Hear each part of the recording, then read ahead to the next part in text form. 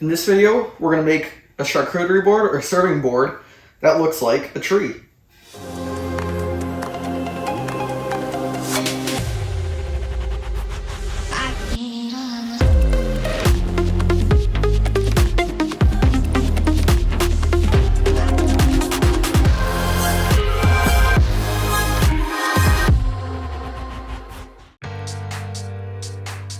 I started by picking my wood for this build.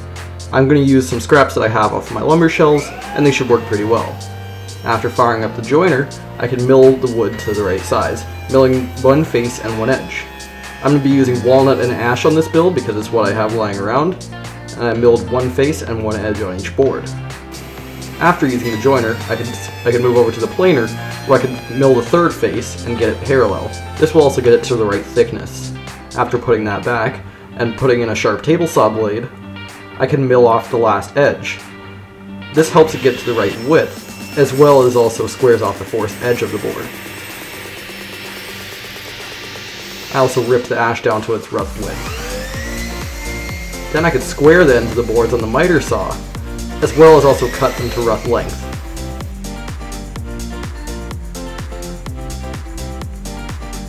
Then, using some cheap clamps from Harbor Freight and some glue, I can alternate the boards and glue all the boards in a simple panel glue up, just simply using glue, spreading it, and clamping it tight for about half an hour. While the glue was drying, I took some construction grade plywood and also squared it off on the miter saw to get a nice square clean edge.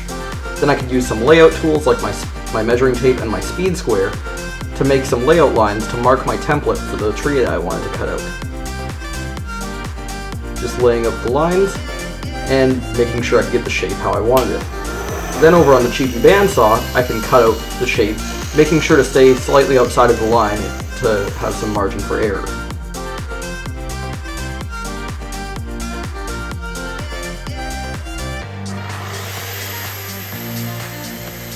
After clamping the template to the workbench, I could use a combination of my track saw and my jigsaw to get the template perfect. I just followed the line and make sure I cut really straight, as well as make a few plunge cuts with the track saw to get the template just perfect.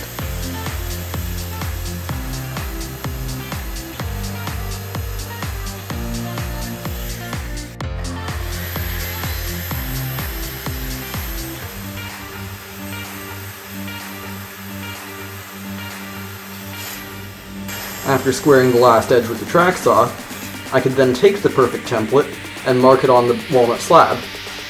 Then it's just a matter of cutting it out with the jigsaw.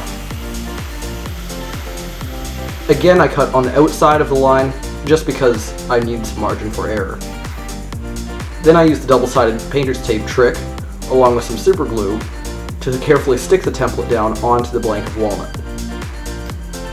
Then over at the router table, I could use a flush trim bit to flush up all the edges and make it perfect with the template. This was also a very messy job, as you can see.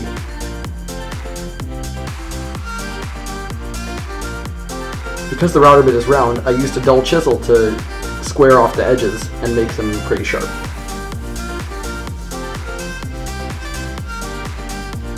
Then after that, I sent the board again through the planer just to get it flat and to get it to the right thickness that I wanted.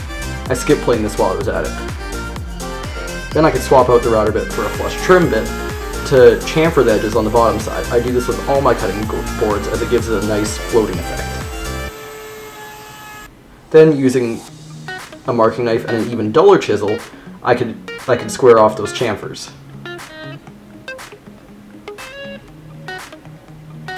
Then I used a 1/8 inch roundover bit in my trim router to round over the top edge, just to give it a little bit softer of a feel and to finish things up. And then I used the dullest chisel I had to square off those roundovers as well and get those nice in the corners. And they look something like that. After that, I started sanding. I started off with some 80 grit, 120 grit,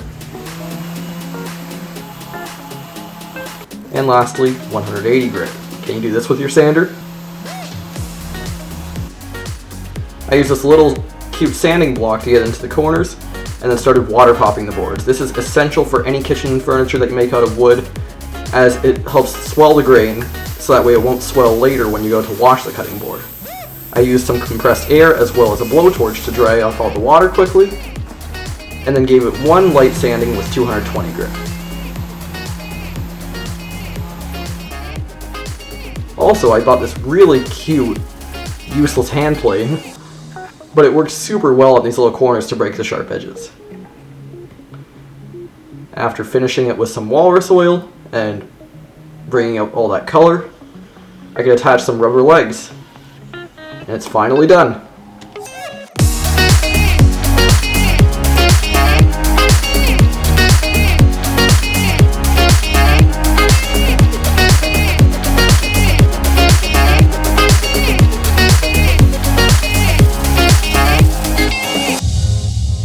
And that's a wrap on this quick little project. It's just a simple charcuterie board or serving board that looks like a tree. Pretty simple, just use some ash in between with some walnut. Honestly, I like it, and I really like the slanted design. That was inspiration from DIY Montreal's project, which was also one of these.